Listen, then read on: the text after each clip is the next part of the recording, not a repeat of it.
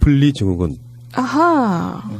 리플리 증후군이라는 게 뭐냐면은 이런 경우 있잖아요. 얼마 전에 무슨 미국의 굉장히 명문 대학을 동시 합격했다고 했다가 그게 거시로 드러난 그 여학생 있죠. 네.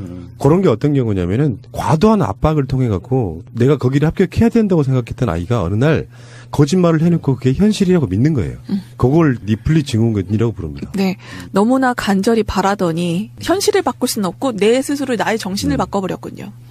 그 리플리 증후군이라는 것이 갖는 대통령으로서의 문제는 굉장히 심각한 건데요. 예를 들어서 리플리 증후군에서 필연적으로 나와야 되는 단어, 심리학 단어 중에 대표적인 게 뭐냐면은 인지부조화라는 게 있어요.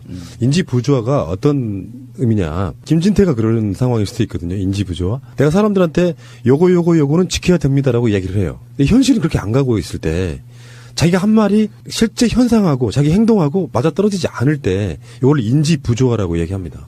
그러니까 리플리 증후군은 여러 가지 증상 중에 하나라고도 볼 수도 있는 거고 인지부조화를 통해서 리플리 증후군이 그런 증상, 신드롬을 보인다라고도 설명을 할 수 있는 거예요. 리플리 증후군에 대해서는 여기서 또 하나 비슷한 용어로 등장할 수 있는 게 공상허언증이라는 게 있습니다. 그렇죠. 보통 이제 박근혜를 우리가 이렇게 이해하려고 할 때 그런 이야기 쓰잖아요.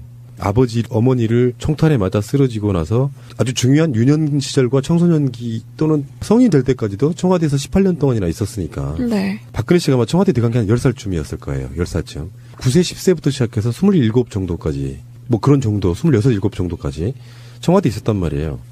그렇게 살다가 밖에 나와서 절대 권력자인 아버지를 잃고 남들이 나를 배신하는 것 같다 이렇게 이야기하는데 나는 그렇게 생각 안 해요. 박근혜가 리플리 증후군을 나는 보였다고 생각하는 것은 난 대표적인 게 나는 최태민을 만났을 때 이미 청와대에 있었을 때라고 봐요.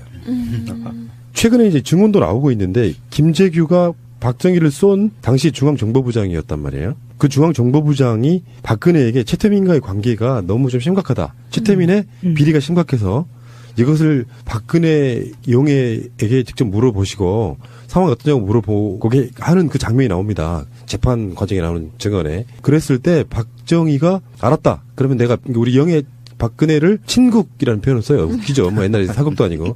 친국해볼게라고 이야기를 했는데 김재규가 박정희를 사살하게 된 데에는 그 측면이 있는 거예요. 내가 굉장히 사실상 직을 걸고 이야기를 했어요. 큰딸에 대한 이야기니까.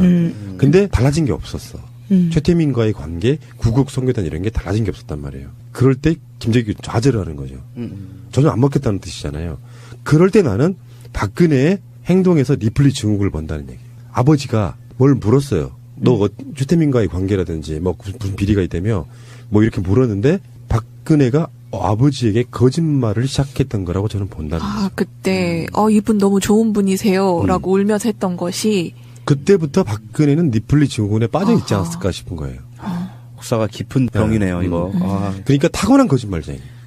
예전에 박근혜가 정치권에서 막 인정받을 때 그때 이미지가 뭐였냐면은 잘 보시면 지금은 완전히 망가지셨지만 이분 원칙, 신뢰, 거짓말하지 않는다 이런 것들로 온갖 포장돼 있어가지고 말도 많이 안 해. 사실은 못했던 거지만 한 말은 지킨다. 뭐 이런 식의 약속 이런 것들로 온갖 이미지가 포장돼 있었지만 사실은 굉장히 뱀같이 사악한 사람이었을 가능성이 높다는 거죠.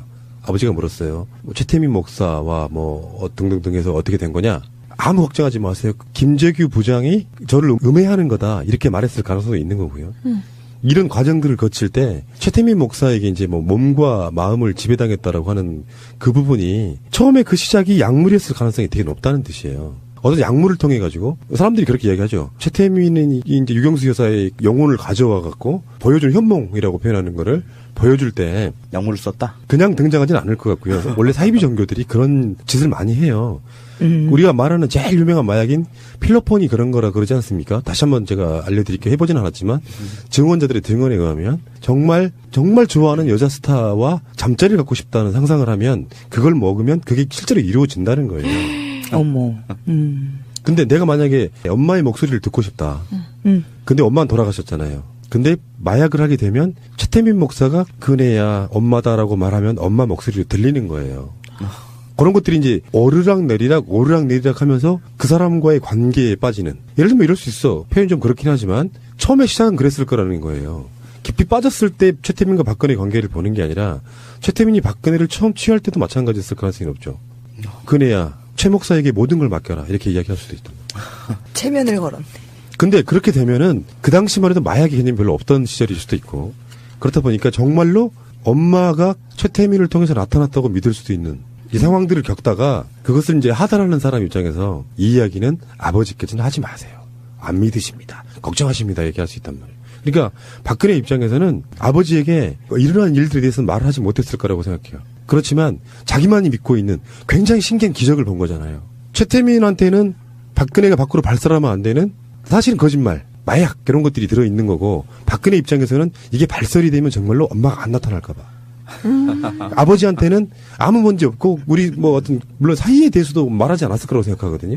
감히 김재규도 박근혜와 최태민이 잤다라는 이야기는 못했을 거라고 생각해요. 묻지도 않았을 뿐더러. 그러니까 최태민에 의해서 박근혜는 그런 어떤 그 신기한 경험들 또는 마약이 가장 많이 쓰이는 것이 최근에 이제 박근혜 게이트 절정을 향해 가고 있는 바로 약 게이트 아닙니까? 네. 그 마약이 그런 측면과 연결이 돼 있거든요. 자기가 느꼈을 온갖 쾌락 같은 것들을 잃고 싶지 않았던 측면에서 아버지에게부터 거짓말하면서부터가 지금까지 왔다라고 보는 거예요. 근데 이런 게 있죠. 박근혜의 엄마를 죽인 사람이 누구예요? 문세광. 요로 알려져 있잖아요. 로 알려져 있죠. 예. 네. 문세광을 뒤에서 사주한 사람이 누굽니까? 북한 김정일 김일성이잖아요. 그렇죠. 예. 하하. 그 박근혜가 북한에 가서 김정일에게 그거 따졌다는 소리 들어본 적 있어요? 그 둘이 만났을 때? 우리 엄마를 왜 죽였냐고? 아니요. 오히려 김정일 장군은 신뢰가 가는 사람이다. 일종 미스테리 이런 아니에요? 그렇게 따지면은? 진짜 완전히 그래, 모순이죠. 되나? 완전히. 어찌 보면은 자기 철천지 원수인데 우리 예전 그 드라마나 무협 영화를 보면 원수를 만났으니 이제 일기토를 겨뤄야 되는데. 예. 근데 그 관계가 최태민이 죽고 최순실까지 넘어왔어요. 2대에 걸쳐서 박근혜를 사육하는 중이에요.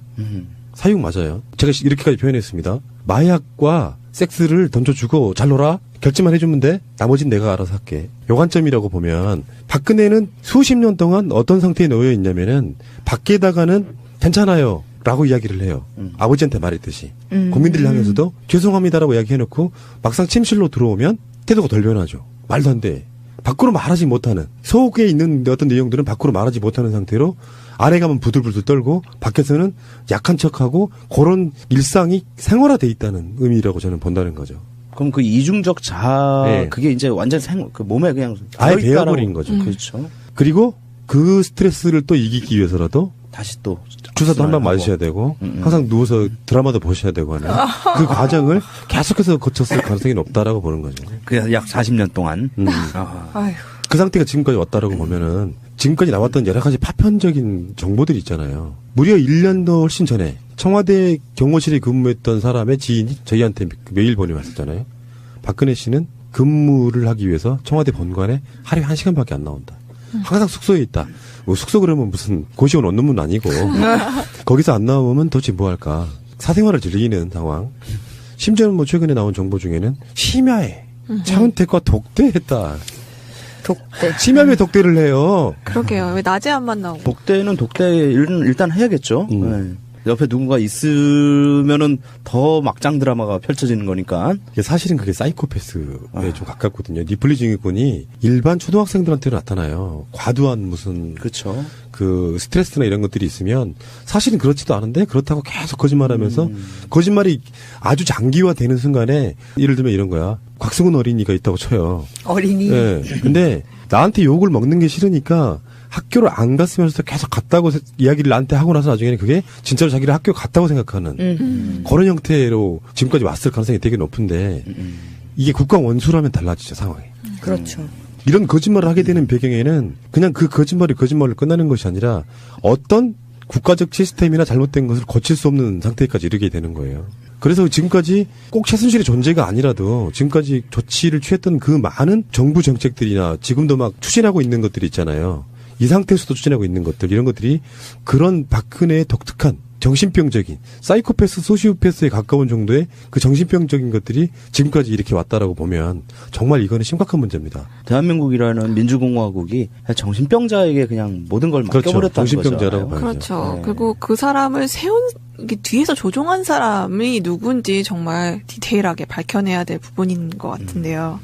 이게 박근혜 쪽이 이제 이게 리플리 증후군이 좀 한 발 더 나아가면 이럴 수 있어요. 문화 정책을 박해하는 블랙리스트까지도 만들었다고 막 사회적으로 뉴스가 나오는데 이런 성격을 가진 사람, 이런 병증을 가진 사람들은 내가 얼마나 문화를 용성하게 하기 위해서 노력했는데라고 자기 스스로 믿고 싶어하는 리플리 증후군 현 상태가 되면 실제로 밖에서 드러나는 온갖 말도 안 되는 정책들이 자기가 되게 열심히 한 걸로 포장하고 싶어 해서 사실은 그게 나중에는 확정적인 어떤 사실이 돼버리는 이런 상태가 돼버리는 거거든요. 그렇죠. 그렇게 해서 자기가 정말 잘했다고 믿고 있기 때문에 내가 뭘 잘못했는데 내가 내려가냐 이런 얘기가 나오고 이제까지 이렇게 열심히 했는데 사람들이 뭐라고 하니까 아니 내가 이러려고 이런 얘기나 들으려고 대통령 했나라는 자괴감이 들 수밖에 없죠. 그래서 심지어는 며칠 전에 우리를 그 경악하게 했던 그 뉴스의 그 한마디 있잖아요. 그 원로급 인사가 그 박근혜 대통령한테 자진 퇴진을 하시는 게 가장 좋은 방법이다 했더니 딱 한마디 제가 뭘 잘못했나요? 그러니까. 이 말도 바로 그 맥락이 왜 나왔을까라는 내가 나라를 이해가 가요. 위해서 얼마나 애를 썼는데. 그러니까 보통 사람은 이해를 못하죠. 네. 부단하게 거짓말을 하면서도 그게 거짓말이라고 생각하지 않고 그게 내가 진짜로 행한 거라고 착각하는 여러 가지 그 안에 들어있는 게 지금 현실로 보이는 거예요. 박근혜가 밖으로 주로 나올 수 없었던 이유이기도 합니다. 기자들과의 기자회견장에서 일문일답을 안 한다라든지 어떤 실수를 할지 모르는 상태에 그렇죠. 놓여 있는 거잖아요. 그러니까 예를 들면 오죽했으면은 대선 TV 토론에 나갔을 때도 탭을 갖고 다녔어요. 아이패드.